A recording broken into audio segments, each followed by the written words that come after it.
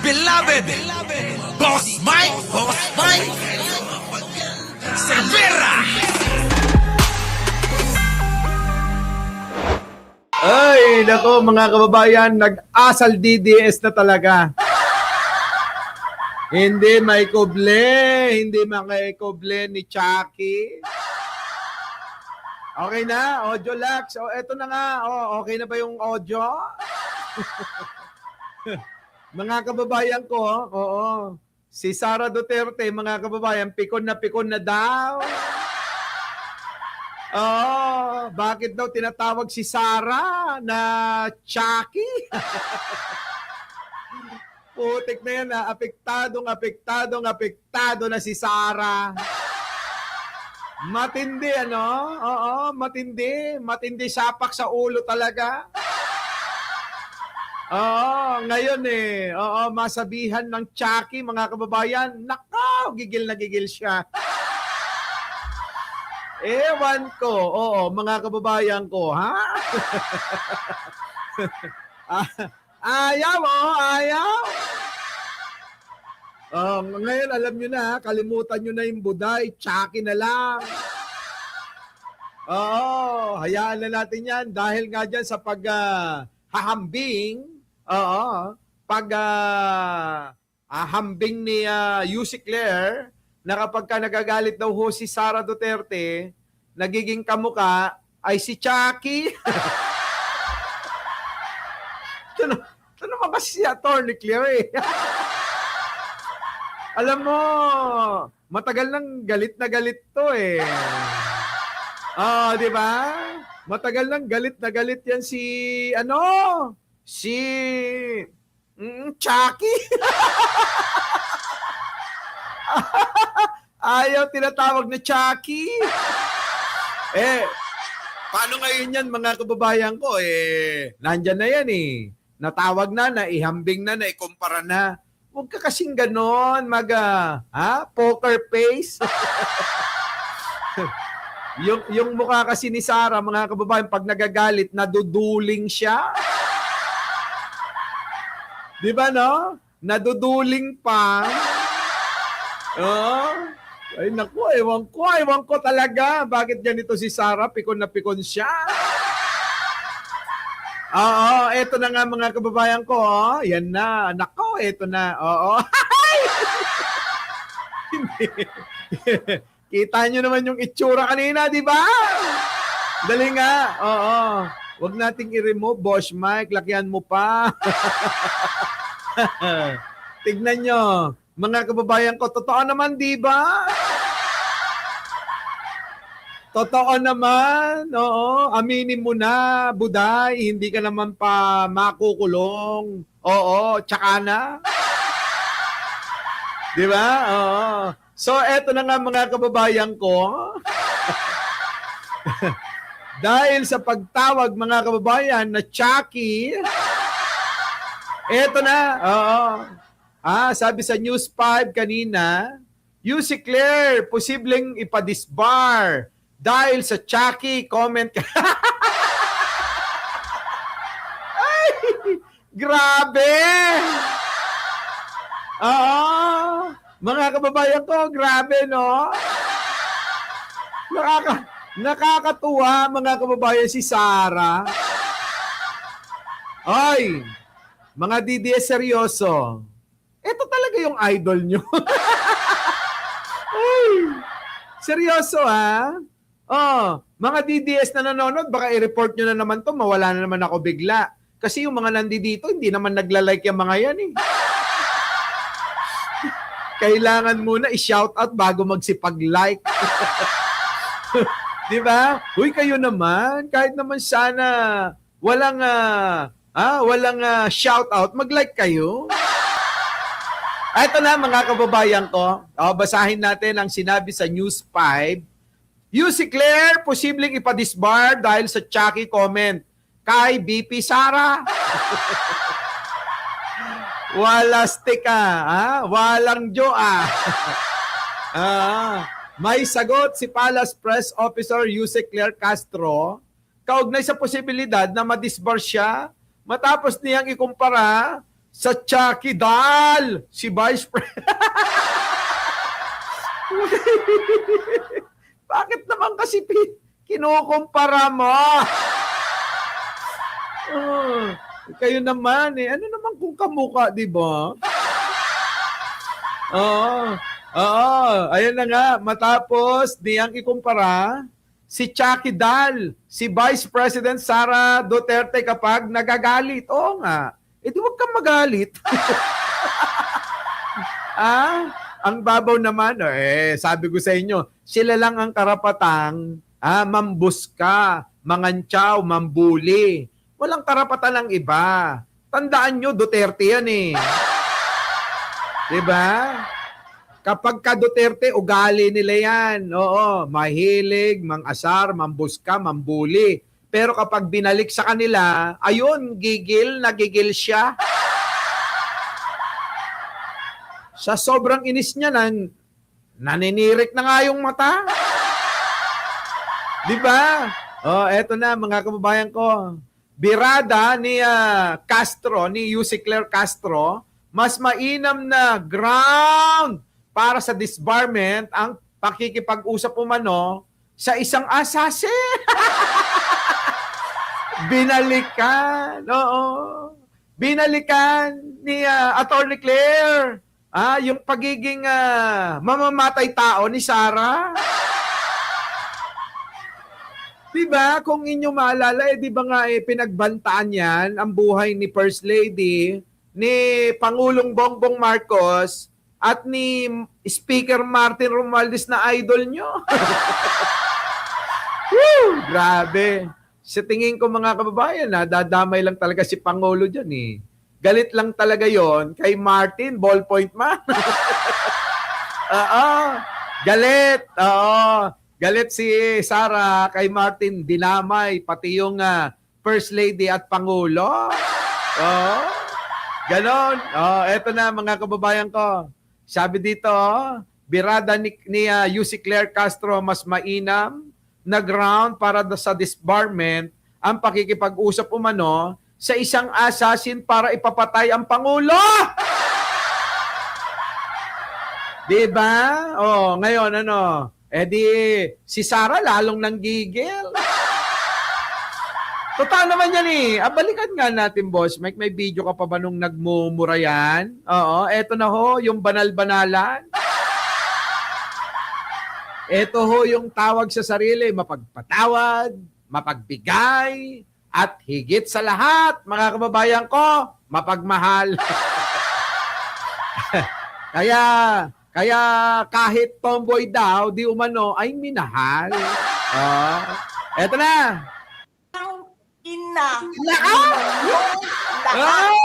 May Romualdez, Lisa Marcos, Bongbong Marcos. Kita nyo? So yan mga kababayan ko, yan. Pagka siya gaganyan mga kababayan ko, hindi masama. Para kay Sara Duterte, siya lang ang may karapatan na mangmura, magbitiw ng mga pangit na salita. Bawal kapag ka binalikan. Ayaw. Siya lang ang may karapatan niyang maggagaganyan. Pag siya na ang hinambing kay Chucky Dal, gusto maghalo na ang balat sa tinalupan. Ano bang magagawa? Totoo namang kamukha mo si Chucky doon sa ginawa mong bibigay ng ng pagsagot mo ba doon sa tanong nung vlogger yata yon. Ang pangit mo talaga doon eh. Anong magagawa natin? Ayan, Magbabago. Ayan, tingnan mo yung mukha mo. Nakikita mo ba to, Sara, yung mukha mo? Kamukha mo naman si Chucky talaga. Bakit nagagalit ka? Totoo naman Tapos ngayon, yung depensa ng mga DDS, kumukuha sila ng mga picture ni Attorney Claire na pinapapangit nila. Oo. Hoy, wag kayo. Natural yung ganda ni Attorney Claire Castro. Nakaw! Oo, ay, naku mga kababayan ko, pag nakita niyo si Attorney Claire Castro, ang cute-cute niya.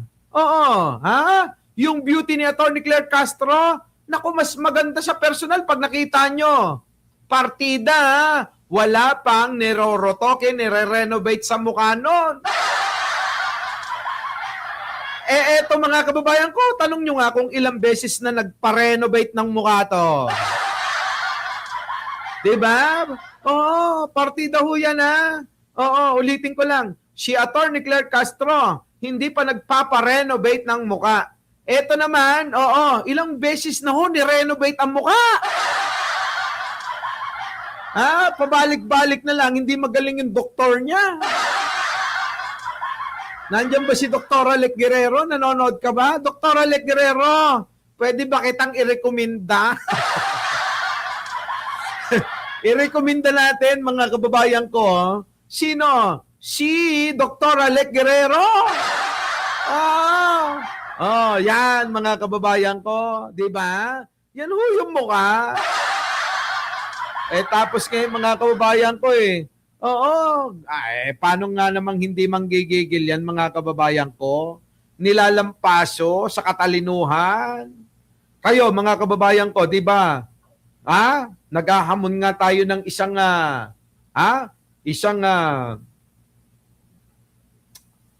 debate na sana, no? Tanggapin ng kampo ni Sara Duterte yung debate. Ngayon, mga kababayan, wala ayaw. Kasi nga lalabas, na bobo yan. Tanong ko, 'di ba? Tanong ko parang silibayan lang. Pagkakataon na yan, 'di ba? Makakalaban mo para masabing matalino ka. Kung ikaw talaga may laman ang ulo mo, Pero mga kababayan ko, ilang buwan na hinahamon natin si Sara Duterte sa isang mano-mano, sa isang pair na debate. Oo, di ba? Wala naman silang sinasagot. Oo, puro lang palipad hangin. Wala. Oo, kung talagang matalino yung si Sara, di tananggap nyo na. Total naman sino na unang nagsabing mahina daw? Sino? Si Attorney Claire. Di ba siya? Sabi, mga kababayan ko, naalala ko, may nagtanong sa kanya na ang sabi at ang pagkakatanong aprobado ba sa inyo yung bagong spokesperson ng Malacanang? Aprobado ba sa inyo, si Yussi Claire Castro? Sabi ba ni Manny Sara, gumaganon-ganon yung mukha nyo? Ang tao ka mo!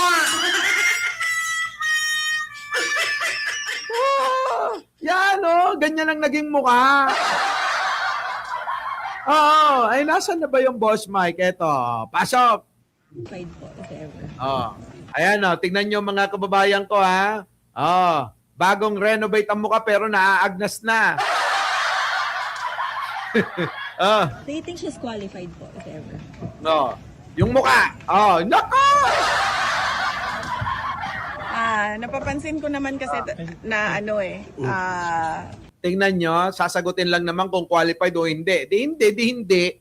Wala nang maraming explain. Ang dami pang ang dami pang mga keme-keme, pakamot-kamot ng ulo. Siguro malalaki kuto. Sara, wag ka kasing magsisiksik sa mga pagitan ng hita na may mga kuto. Ang tao ka mo!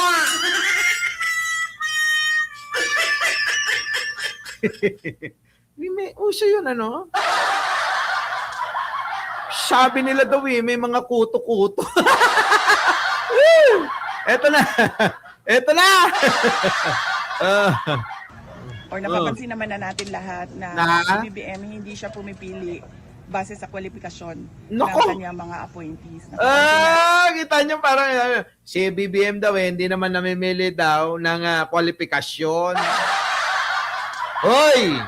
Sa lahat ng naluklok ni Pangulong Bongbong, isa, sino? Si Yusek Claire Castro, ang pinakamahusay. Kaya nga takot na takot ka ng debate dyan.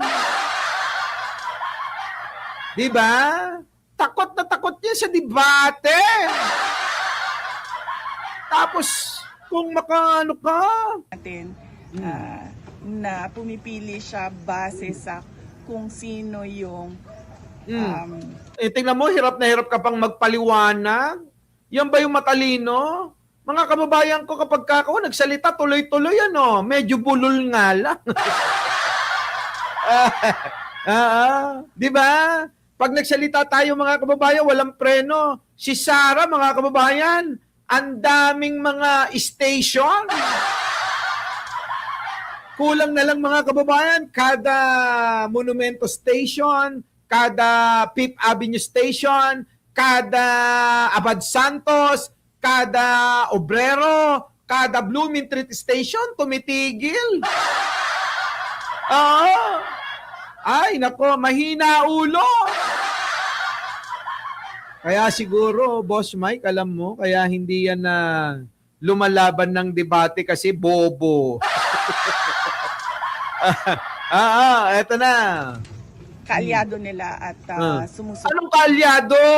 Hindi naman. Ano ka ba? Kaalyado ba nila dati si Yusek Claire? Hindi naman Si Yusek Claire, pair lang yun na magbigay ng reaction sa kanyang mga vlogs. Oo. Yung sinasabi ni Sarah, mukhang bobo talaga. Tama ba mga kababayan ko? Si Yusek Claire, gitna lang yun. Kapag tama ang gobyerno, pupurihin. Kapag may mali, binabatikos. Parang ako. Diba mga kababayan ko? Ganon. Anong kalyadong pinagsasabi mo? sa kanila. Pero kayo ma'am, tingin nyo, qualified ba si Yusek Castro? Tingnan yung mukha, Tingnan yung mga kababayan yung mukha, Kilala. Hindi ko siya kilala at hindi ko siya hindi ko alam kung anong nagawa niya para sa bayan, para sa umaga. Kita niyo mga kababayan, kala mo talaga may nagawa siya sa bayan, ano? Tanong ko sa inyo, yung mga dides, sumagot kayo kinang ina nyo. Sumagot kayo. Latag nga dyan kung anong nagawa nitong nagparitoke ng mukha. Sige nga sa mga nandito. Paki-comment. Baka naman meron akong hindi alam na ginawa netong nagparitoke ng mukha. Kasi sinasabi niya wala daw nagagawa si Yusek Claire para sa bansa. Kaya baka naman may karapatang magsalita kung ano na ba ang nagawa niya na maganda para sa ating bansa. Kaya nga mga kababayan ko, maigi talaga magtapat ito sa isang debate. Kasi mga kababayan ko, doon natin malalaman talaga kung meron ba talaga o wala. Lalapot, hindi. Tuwan-tuwa nga ako sa kabobohan niya. Eto na. At hindi ko nagawa kung ano yung hindi ko alam kung ano yung Ano ba talaga? Final answer. Final answer na ba yan? Baka gusto mo pang magbago ang isip mo. Baka gusto mo pang magbago ang isip mo, Sarah. Alam niyo naman ito, pabago-bago isip, di ba? hindi ko alam kung ano yung nagawa niya para sa legal circles and legal community and judicial system. Cum laude siya, hindi katulad mo. Di ba? Di ba? Yan yung mga banat niya kay Yusek. Ito pa, World Pandesal Day.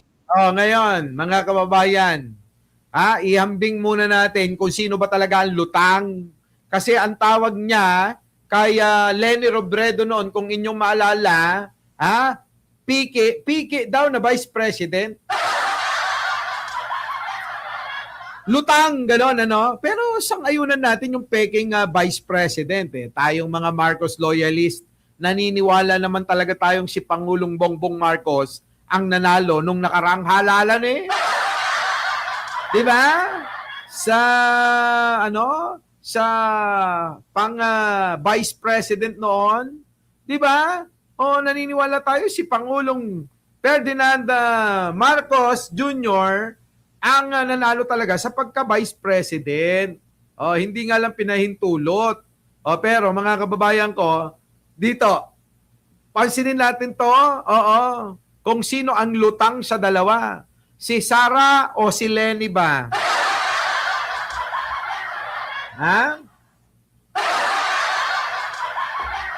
Kasi mga kababayan ko mukhang tatakbo daw na presidente si Leni.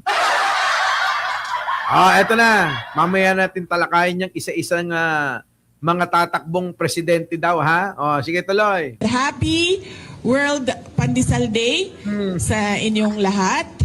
Ang pandesal, paborito ko, hindi siya ano kayo? Tignan nyo mga kababayan ko, magsalita ito. Walang kalatoy-latoy. Di ba? Pag nagsalita si Sara, walang kalatoy-latoy. Di ba? Ay naku, mabuti pa yung pututoy ni Kibuloy. Ang tao kaya. Uy, Sara! Putik na yan, mga kababayan ko. Pagka nagsalita si Sara, walang kalatoy-latoy, di ba? Buti pa talaga yung pututoy ni Kibuloy. May latoy. Ito na. Ano sabi mo? Hindi siya Ano kayo? Ano? Hindi siya ordinaryong Ano? palaman. Ang Kinang-ina mo. Tama. Diyos ko! Putik na yan, Oy, Enrico. Oo, 600,000 na tayo. Maliban pa yung 45 million kanina doon sa Bingador. Sabi naman ni Arnold Lopez, ganyan ang mga pasyente sa mental. Uy! Sobra ka ba? Gusto mong ma-bar ka? Ba gusto mong ma-bars ka? Si Yusik Lero, ipapadisbar niya. Gusto mo ikaw, Arnold Lopez, ma-bars ka? Eto na. Ang pinaka-paborito ko na palaman is yung cheese whiz. Cheese whiz, tapo. Nakakatuwa si Sara, no? Kapag pinapakinggan natin siya, para tayong nakikipagkwentuhan sa nursery. Di ba, no? Ang cute-cute ni Sara. Parang nakikipagkwentuhan lang tayo sa, hindi ho elementary, nursery. Boss Mike, ibig mo ba sabihin yung utak ni Sara pang nursery? Oo, di ba? Oo, pang kinder. Kakatuwa to, Tapos, yung daing, bulag sa Bisaya. Yung daing, boneless na siya. Paulit-ulit pa.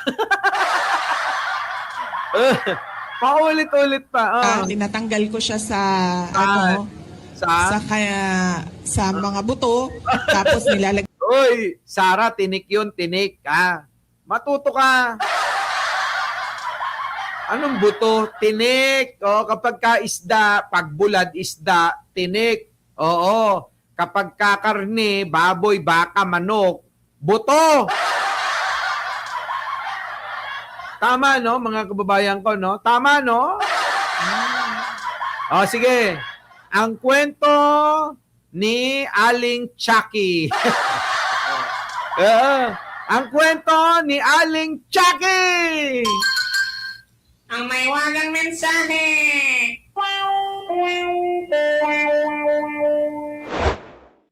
Our beloved Boss Mike, Boss Mike.